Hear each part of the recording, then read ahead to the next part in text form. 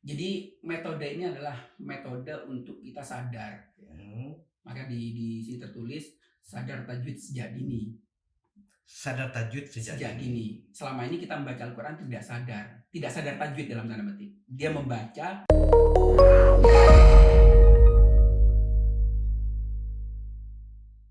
Assalamualaikum warahmatullahi wabarakatuh. Waalaikumsalam. Sahabat Qura wal Huffaz, alhamdulillah kita bertemu kembali membincang soal metode Baghdadi. Kalau sebelumnya kita bincang secara umum tentang metode baca Al-Quran, kali ini kita akan coba melihat satu persatu karya dari pengembangan metode Baghdadi sebelumnya oleh Gus Abdul Rashid.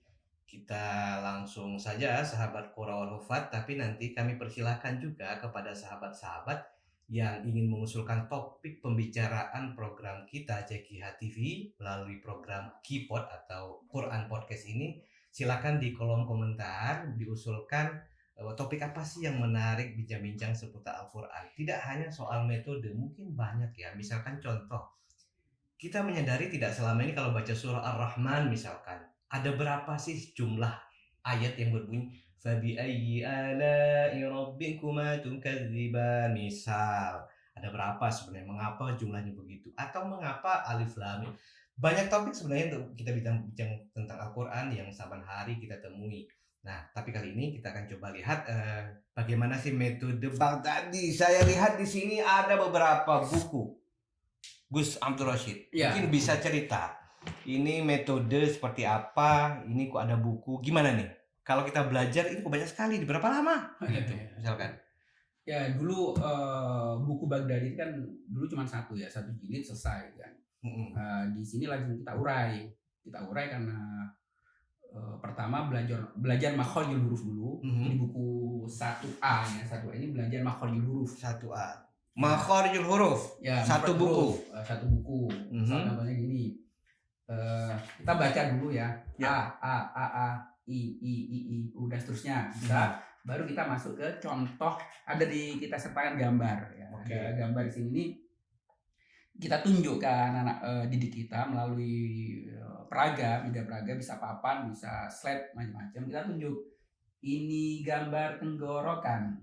Gambar apa dia di Baghdadi itu istilahnya pakainya kakak dan adik. Setua apapun yang belajar kita panggil adik. Oke.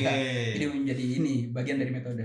Ini gambar kita contohkan ya. Harus rasa muda dong. Oh iya, misal nih, Kandos saya anggap ini pelajarnya. Oke. Ini gambar tenggorokan. Gambar apa dia di? Gambar tenggorokan. Oke. Tenggorokan kita terbagi menjadi 3. Bawah, itu kan? Bawah. Tengah. Atas. Bawah. Tengah. Kalau kakak bilang hamzah, adik-adik jawabnya bawah. Oh. Nah, coba ya. Hamzah. Bawah. Hamzah. Bawah. Hamzah. Bawah. Itu di mana? Ya bawah sama. Bawah juga. Itu saya kan banyak pemirsa. Bawah.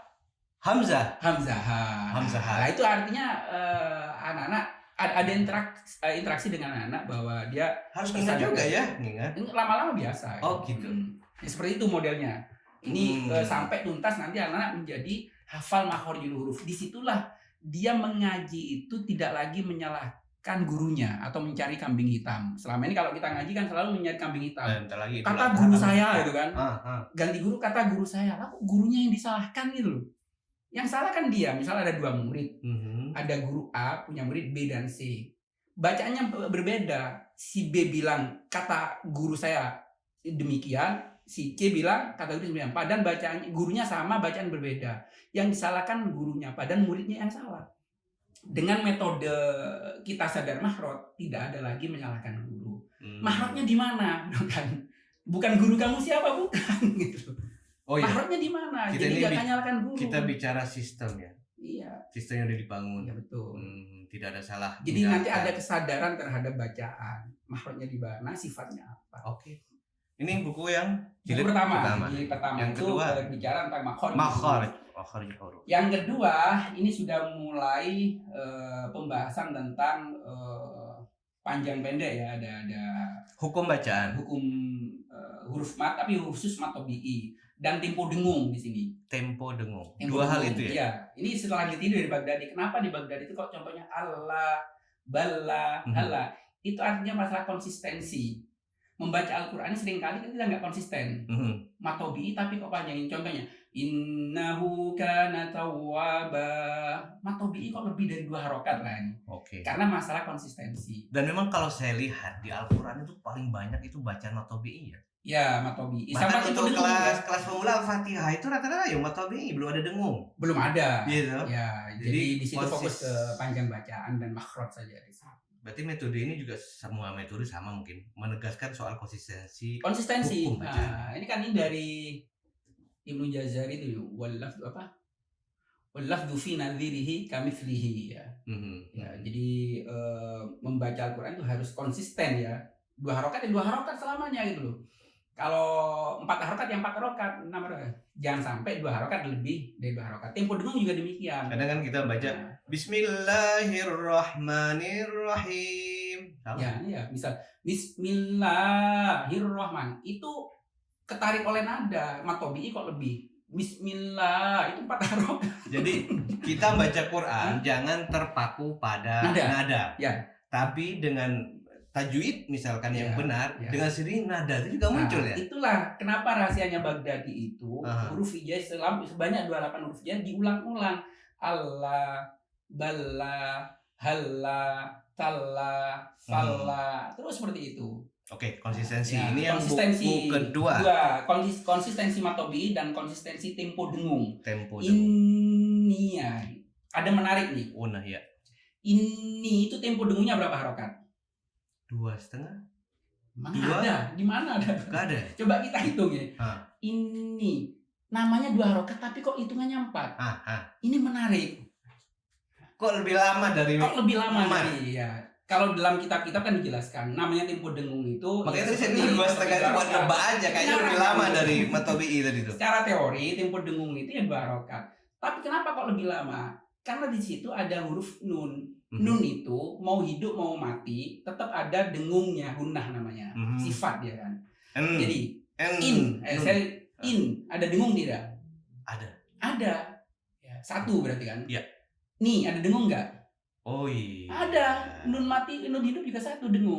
Ya, jadi 1 2 udah ada dengung. Antara nun mati dan nun hidup itu ada tempo dengung 2 jadinya. Kalau kita hitung jadinya 4 dengung, temponya 2.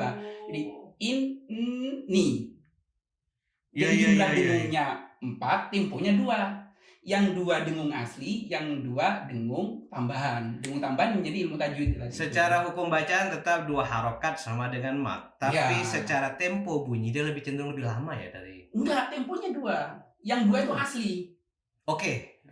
Iya, maksudku kesannya lebih lama ya. Betul, kesannya. Tapi itu tidak salah ya. Ya enggak salah. Gara-gara dia sejatinya huruf nun tadi itu dengung. Mau masuk sebut huruf nun sudah ada dengung kan gitu ya. Setelah menyebutnya pun juga ada dengung ya. Jadi ada kalau kita sebut nih ada dengung, ada tempo dengung. Dengung itu sifat lazim yang menempel pada huruf nun dan mim. Tempo dengung ini sifat arido yang menjadi hukum tajwid. Ketika ada nun bertasydid harus ada tempo dengung 2 harokat. Saya membayangkan untuk bicara huruf saja sudah diskusinya lama ya. Ya kan sebenarnya ini ilmu yang kami pelajari sampai S3 kan. Kita aplikasikan ke anak-anak itu kan sebenarnya agak susah kan. Saya belajar dari S1, S2 sampai S3. Ketemulah banyak hal. Kami peras sampai kemudian bagaimana bisa dikonsumsi anak-anak. Enggak, ini karena khasiat baca Quran ini kan luar biasa. Jadi kalau membacanya secara optimal lah bahasa. Warattilil Qur'ana tartila itu pasti juga khasiatnya kan optimal kan gitu ya. Otomatis. Berbanding lurus. Oke, itu buku kedua. Kalau buku ketiga nih? Buku ketiga lah ini baru masuk sifatul huruf. Sifatul huruf. Huruf juga punya sifat ya. Iya, sifat itu kalau bahasa fonologinya namanya cara artikulasi. Cara artikulasi. Ya. Kalau kita memberikan makna sifat itu agak susah. Karakter huruf, karakter itu kan jumlah. Susah. Yang tepat itu cara artikulasi. Bagaimana cara mengucapkan huruf. Tebal, tipis, tahan nafas, lepas nafas, tahan suara, lepas suara, diatur. Itu namanya cara. Itu level 2 setelah makharijul huruf. Setelah hafal makhraj baru berbicara sifat. Oke. Nanti anak-anak itu kalau sudah masuk ke sini itu dia bisa mengurai, menahlil atau mengirob. Saya minjam istilah irob ya. mengikrab, kalau dulu mengeja itu harokat, sekarang dieja itu tajwid. Ini yang jilid 3 ya. Saya contohkan gini. Oke, lanjut. Bismillahirrahmanirrahim. Ba, makhrajnya perut bibir, sifatnya 1 jahar, 2 siddah, 3 istifal, 4 infitah, 5 idlaq, 6 qalqalah. Satu huruf minimal punya 5 sifat. Jadi anak satu Al-Quran itu bisa mengurai makhraj dan sifatnya. Satu huruf banyak sifat ya. Minimal 5 sifat. Minimal 5. 5 sifat. Oh, Sifat ini lazimahnya dia. kuncinya ya. Kata kuncinya. Kata kuncinya Dengan minimal. cara hafal seperti itu, anak-anak tidak lagi mencari kesalahan-kesalahan orang lain. Dia akan fokus pada bacanya sendiri. Self assessment lagi. Ya, self assessment tadi. Oh, ini untuk yang di jilid 3. Jilid 3. Jilid 4 ini sudah masuk ke sifat arido atau yang selama ini kita ada kenal dengan ilmu tajwid atau ahkamun huruf. Oke. Hukum nun mati, hukum tanwin, saya ulang lagi matobi'i sama majais, mat wajib dan lain-lain di sini. Termasuk di sini dikenalkan perbedaan tanda baca antara mushaf Madinah dan mushaf Indonesia, standar Indonesia. Selama ini banyak masyarakat memahami, oh ini pakai Quran Utsmani. Tidak ada Quran Utsmani, tidak adanya Masohif Utsmaniyah. Misalnya ini ada Rasul Utsmani. Banyak salah kaprah di masyarakat bahwa kalau ada Al-Quran terbitan Madinah itu Quran Utsmani yang Indonesia bukan. Padahal antara mushaf Madinah dan Indonesia sama-sama menggunakan Rasul Utsmani, hanya tanda bacanya yang berbeda. Yeah. Di sini dijelaskan ini. Contohnya langsung, kenapa lafaz Allah misal di mushaf Madinah itu kok tidak ada fathah berdiri? Iya. Itu dijelaskan di sini detail. Di anak-anak itu menggunakan mushaf apapun langsung bisa membedakan. Oh, pakai ini berarti teorinya seperti ini. Secara umum sih memang tulisan itu kan ada yang disebut imla'i, ada yang rasem. Ya. Rasem itu ada Utsmani, ada rasem lain enggak? Iya, di Rasem Utsmani, imla'i sama kiasi. Oh. Kiasi imla'i itu sama. Ada arudi, maaf, arudi. Arudi. Arudi itu ilmu arud itu. Jadi ada Rasem Utsmani, imla'i atau kiasi sama arudi, ada 3. Sejatinya mushaf ini kan lembaran ya, tulisan itu baik Quran cetak Madinah maupun oleh Kementerian Agama itu sama-sama Rasul. Ya, untuk konteks mushaf Indonesia standar sama-sama menggunakan Rasul Utsmani. Beda riwayatnya nanti. Oke. Itu suplemen atau tambahan dari tambahan. Yang buku keempat. Artinya anak-anak setelah menguasai makhraj dan sifat itu kan ilmu tambahan. Ya, tapi ilmu tambahan udah disebut oleh Ibnu Jazari sebenarnya ya di awal itu wajibun alaihimu muhattamu qabla suru'i awalan ayyalamu makharijal hurufi wasifati yalfidu bi afsalihu. Ibnu Jazari ya memang luar biasa. Muharid tajwid wal mawaqifi wa man ladzi rusima fil mawaqifi fil masahifi. Itu Rasul Utsmani di situ masuk bagian dari perintah membaca apa? Belajar ilmu Al-Qur'an. Pertama makhraj, sifat, waqaf tidak dan ilmu Rasul Utsmani. Sayangnya selama ini kita belajar ilmu Rasul Utsmani itu harus tingkat perguruan tinggi itu pun jarang. Hanya mungkin IKPTIK yang mempelajari secara utuh ya. Sahabat Qura wal Hufat, dari pernyataan baru saya jadi ngeh bahwa keilmuan metode Baghdadi ini punya sanad keilmuan sampai ke utuh. Ya, gitu. Jadi utuh kita gini. Ibnu Jazari itu mengatakan gini, iya. Belajar tajwid itu tidak cukup hanya hukum nun mati dan tanwin. Ya harus utuh. Kalau kita belajar tajwid tidak mengenal ilmu Rasul Utsmani, tidak mungkin bisa utuh. Nah, ini komposisi ulumul Quran banyak sekali. Saya pernah coba buka-buka Al-Itqan fi Ulumul Quran. Katanya kitab Babul Ulumul Quran itu ada berapa fan keilmuan? Banyak, hampir 90 ya. 80 ya. Banyak sekali, tapi kita dibuat simpel aja. Ternyata belajar baca Quran saja itu fan keilmuannya sudah banyak masuk di dalam sini ya. Betul. Baik. Gus, ini ada lagi satu nih. Itu buku praktek. Oh, buku praktek. Buku prakteknya muncul belakangan. Di sini kan prakteknya kurang, ditambahkan praktek. Di sini semua isinya ayat Al-Qur'an. Dari yang 3 huruf, 4 huruf, sampai 5 huruf. Jadi berdasarkan urutan makhraj dulu yang hamzah dikumpulkan hamzah semua. Oke. Nah, selain ini ada lagi nih. Nah, ini buku panduan. Jadi buku panduan termasuk profil Baghdadi, sejarah kaitannya Baghdadi dan JKH. Sejarah berlahirnya Baghdadi yang revitalisasi ini sejak 2014 awalnya dari Taman Mini, siapa saja yang terlibat dan seterusnya. Saya secara sadar menulis karena kalau tidak nanti ya kan kalau saya meninggal siapa yang menceritakan? Ditulis ya, silahkan bisa dikutip di sini utuh. Penting itu adalah fakta sejarah. Dokumen yang sejarah ya. Saya tulis secara utuh di sini. Mungkin sahabat kita terakhir ya. Kalau dari sekian buku, berapa lama sih kita belajar baca Quran melalui metode ini? Tergantung targetnya. Bisa atau tahu. Oh, itu beda lagi ya? Bisa Beda, atau tahu ya? beda. Ah. Kalau misal menguasai agak lumayan, itu sudah kami uji cobakan. Itu 1 minggu full belajar hampir 24 jam, istirahat hanya sekitar 2,5 jam. Kan itu nggak ada tahajudnya. Kita kan meminta bantuan lah ya. Oh iya, ini belajar kita mohon sering pada Allah, pelatihan minta tuh ya, pelatihan. lupa ya. Itu seminggu. Ini kita juga teman-teman di Jogja, di Mm-mm. Nurogoro itu pernah ngutus 7 orang ya, pelatihan seminggu. Pulang-pulang jadi dan mereka merasa kurang gitu. Oke, pastilah ya, Merasa haus akan kurang, ilmu ya. Karena sadar bahwa selama ini bacaan yang selama ini udah dianggap benar olehnya ternyata dia sendiri yang menilai salah, bukan orang lain. Itu mungkin untuk pelatihan yang advance kali ya, Ya, guru untuk ya. Guru saya ya? sebutnya kelas syahadah. Kelas syahadah. Kelas syahadah. Syahadah Ya. itu ijazah, sahabat. Ijazah. Dia Oh, bisa jadi- mengajarkan sudah itu. Ya, Ya, oke. bukan untuk diri sendiri tapi untuk diajar. Jadi ini level muta'alim ya. Ya, betul. Kalau yang dari nol nih, saya belum bisa baca Quran nih, guru gimana? Nah, kalau belum baca Al-Quran, saya sarankan jangan pakai metode Baghdadi. Pakai Oh, gitu. metode sebelum Baghdadi. Kan Apa metode itu? tahsin. Oh, yang ini pakai sudah level tahsin. Tartila, pakai Oh, Tartila, ya. punya JKI dari JKI Jawa Timur kan Tartila. Sahabat Silakan, Sahabat Hati. Ulfa, nanti kita bahas ya Tartila ya. Ya. Nanti ada Atau An-Nahdiyah dari Tulungagung. Banyak Banyak ya. metode-metode yang waktu bisa. kita konsultasi banyak sekali ya, Ya, metode. betul. Mungkin- Karena untuk tahsin. Pasca. Sahabat Qura wal Ufat yang terutama pakar-pakar atau yang punya metode, hayu dong gabung ya kita Ya, bincang betul. metode sahabat-sahabat. Nanti silakan aja tulis di kolom komentar kapan kesempatan kita hadir di sini bincang-bincang soal metode. Juga sahabat Qura wal Ufat yang lainnya mau topik apa silakan di komentar tulis ya. Makasih. Jadi ini advance ya. Ya bukan advance ya, pertengahan lah. Pertengahan. Kalau advance ya sudah langsung merujuk ke kitab-kitab lah ya. Baik.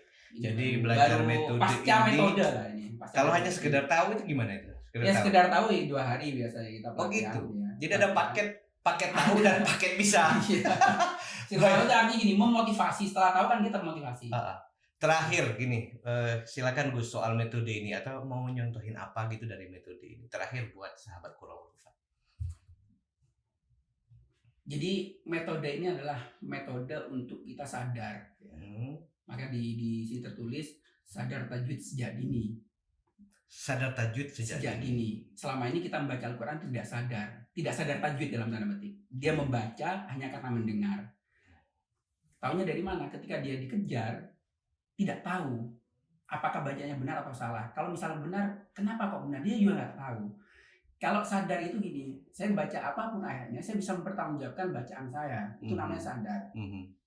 Al-Quran itu kan pahalanya 1 huruf 1, ya. Jadi membaca Al-Quran bukan membaca ayat, tapi membaca huruf. Maka oleh Rasulullah dijanjikan 1 huruf 10 pahala. Jadi 1 gitu. 10 La aqulu alif lam min harfun bal alifun harfun wal lam harfun wa mim harfun. Jadi yang dibaca itu huruf. Sedangkan kenapa kok besar pahalanya? Karena 1 huruf itu banyak unsur yang harus dikuasai. Pertama, makhraj dan sifat. Ketika huruf ini bertemu dengan huruf lain, muncul sifat arido. Nah, itu rumitnya Al-Quran di situ. Maka kok ada pahala yang seimbang karena membacanya rumit. Sahabat Qura, ternyata rahasianya kenapa pahalanya besar ya, ganjarannya besar kalau baca Quran. 1 huruf saja diuraikan tadi ya. Iya. Ada makhraj, ada sifat. Kita belum sampailah kepada memahami, tapi baca Quran dengan optimal saja ganjarannya sudah luar biasa. Makanya disebut Al-Quran mukjizat ya, mukjizat bacaan luar biasa. Makasih Gus. Sahabat Qura wal Ufat, luar biasa bincang-bincang kita tentang metode yang telah diuraikan satu persatu tadi. Sampai ketemu di bincang-bincang berikut dengan topik yang tentu lebih menarik. Terima kasih. Wallahumma muwaffiq ila aqwamit thoriq. Wassalamualaikum warahmatullahi wabarakatuh. Waalaikumsalam warahmatullahi wabarakatuh.